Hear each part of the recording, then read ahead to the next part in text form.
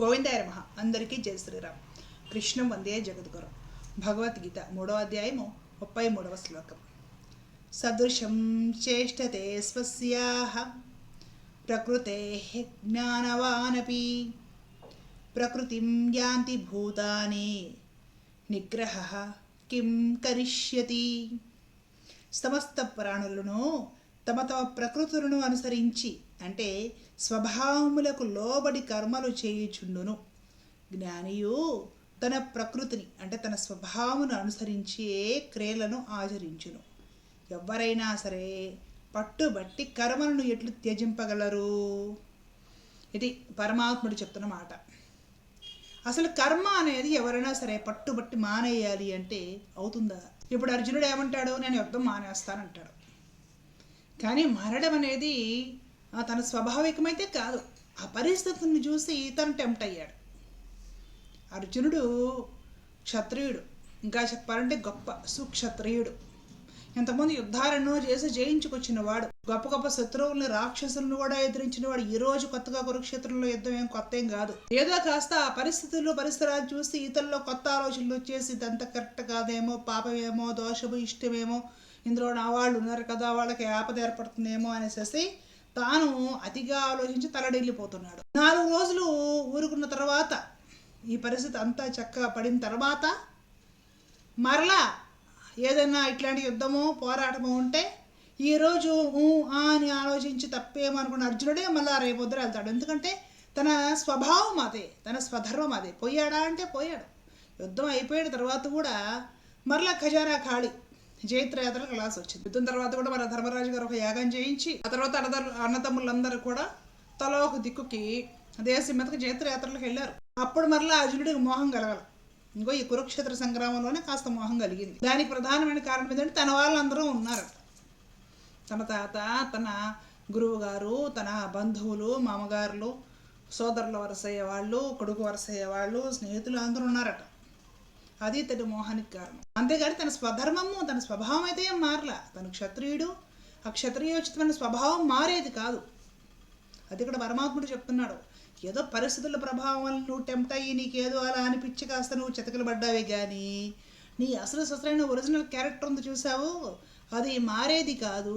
ఇది గుర్తుపెట్టుకోవాలి. దాన్నే పరమాత్ముడు ఇక్కడ చెప్తున్నాడు అన్నమాట. సమస్త ప్రాణులను తమ తమ ప్రకృతులను అంటే స్వభావములను అనుసరించి కర్మలు చేయుచుండును. చివరికి జ్ఞాని అయిన వాడు కూడా తన స్వభావాన్ని అనుసరించి కర్మలు చేస్తాడు. కాకపోతే ఏంటంటే జ్ఞానం కలగడంత వరకు కాస్త అధమ కర్మలు చేస్తాం, కాస్త జ్ఞానం కలుగుతున్నప్పుడు మధ్యమ కర్మలు చేస్తాం, కాస్త బెటరు అన్నట్లుగా.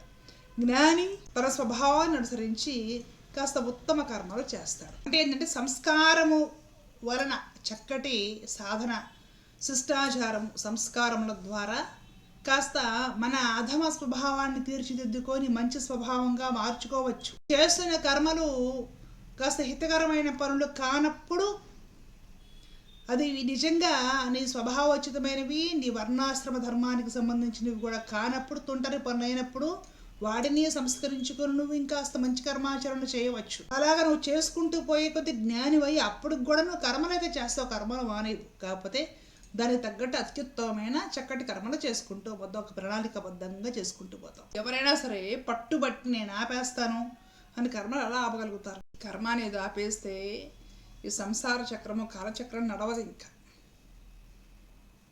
పనులు ఆచరించుకుంటూనే వెళ్ళాలి, కర్మలు చేసుకుంటూనే పోవాలి. ఆపి కూర్చుంటే ఎవ్వరికీ కుదరదు. భగవంతుడే ఆపడం. తను ఆచరించి చూపిస్తున్నాడు. పైగా ఈ విధంగా ఆచరించండి అనేసి తనకి ఆ కర్మ అవసరం లేకపోయినా, చేయాల్సిన అవసరం లేకపోయినా మనం చెయ్యాలి, మనని ఒక దారిలో పెట్టి నడిపించాలి అంటే తాను ఆ దారిలో నడిచి చూపాలి. కాబట్టి ముందు తాను కర్మలు ఆచరిస్తున్నాడు. ప్రతి యుగంలో అవతారం ఎత్తి వచ్చి ఆ విషయం స్వామి ఇంతకుముందు శ్లోకాలలో చెప్పుకున్నాడు. సంకల్ప మాత్రం చేతనే అన్నీ అయిపోతాయి, కానీ నేను ఎందుకు ఈ విధంగా ప్రతిసారి జన్మలెత్తి వచ్చి కర్మలు ఆచరించి చూపిస్తున్నాను అంటే లోక కళ్యాణం కోసము. శ్రేష్ఠులు నడిచిన దారిలో అందరూ నడుస్తారు కాబట్టి నేను ఆచరించి చూపిస్తే నా సంతానం కూడా అదే ఆచరించి చూపిస్తుంది. కాబట్టి వారికి మార్గదర్శకత్వం వహించడం కోసము నేను నాకు అవసరం లేకపోయినా కర్మలు చేస్తున్నాను. జ్ఞాని ఆ విధంగానే లోక కళ్యాణార్థం కర్మలు చేస్తాడు. జ్ఞాని అనేవాడు కర్మలు విడిచిపెట్టాడు, కాకపోతే లోక కళ్యాణార్థం చేస్తాడు. తెలియని వాడు తన స్వార్థం కోసం ఇది చేస్తే అది వస్తుంది, అది పొంది ఏదో సుఖపడదామని స్వార్థం కోసం చేస్తాడు. ఇంకాస్త మధ్యమైన తెలివితేటలు ఉన్నవాడు పుణ్యం కోసం చేస్తాడు. ఇవి చేస్తే మంచి పుణ్యం వస్తుంది, ఆ పుణ్యం వల్ల మన మీద సుఖపడవచ్చు. ఈ విధంగా జ్ఞాని లోక కళ్యాణార్థం కర్మాచరిస్తాడు. కర్మ ఎవరైనా బలవంతంగా ఎలా వదిలేస్తారు? అన్నీ మానేసి కూర్చోవడం, ప్రాణాలు చైతన్యం మన మనిషికి సాధ్యమవుతుందా? ఏదో కర్మ చేయాలా. శరీరంగా చేరే స్థితిలో మానసికంగా మనసు బాగా పనిచేస్తుంది, మానసికంగానే కర్మ చేస్తారు. కర్మ చేయకుండా సాధ్యం కాదు. కానీ అదేదో జ్ఞాని అనేవాడు చేస్తే లోక కళ్యాణార్థం లోకహితము కోరి ఉత్తమ క్రమను ఆచరిస్తాడు. జ్ఞానం ఏడంత వరకు మధ్యమ రకమైన లేదా కాస్త అధోగతి కలిగించే ఆత్మకర్మలు లాంటివి చేస్తాం. సంస్కారాలు బలపడి కాస్త క్రమశిక్షణ శిష్టాచారాలు అలవరుచుకొని కాస్త నేర్చుకోగా కాస్త ఇంకొన్ని మంచి రూట్లోకి పెడతాం. అంతేగాని వదిలేయడం ఎవరికి సాధ్యం కాదు. అర్జునుడు యుద్ధం వదిలేస్తానంటున్నాడు, క్షత్రుడు అయినట్టు సాధ్యం అవుతుందా? ఈ పూటకి ఏదో నేను ప్రకృతిని అనుసరించి ఏదో కాస్త ఈ పరిస్థితులు పరిసరాలు చూసి నా వాళ్ళు ఉన్నారే అవతల పక్షంలో వాళ్ళు పోతారేమో అనే ఒక భయం, ఒక ఆలోచన కలిగి నిరాసక్తంగా నాకొద్దు ఏదో దోషభూయిష్టమైన కర్మ అంటున్నాడే కానీ తన ఒరిజినల్ క్యారెక్టర్ ఏదైతే ఉందో అది దానికి అంగీకరించదు. ఏ అర్జునుడు మళ్ళీ ఆ తర్వాత చాలా యుద్ధాలు చేశాడు, భారతంలో మనం చూడవచ్చు. కాబట్టి ఏదో నీకు ఇప్పటికి కాస్త నీరసం కలిగిందయ్యా, అంతేగాని ఏదో బలవంతంగా కర్మలు విడిచిపెట్టమనేది ఎవరికి సాధ్యమయ్యేది కాదు. కాబట్టి కర్మ నిర్వర్తించాల్సిందే అని పరమాత్మ అర్జునుడికి తన ధర్మం గుర్తు చేస్తున్నాడు. మనకు పరమాత్మ మన ధర్మం గుర్తు చేస్తున్నాడు.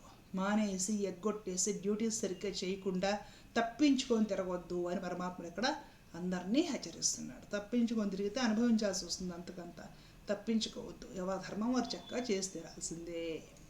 ధర్మో రక్షిత రక్షిత. జై శ్రీమన్నారాయణ. కృష్ణార్పణ.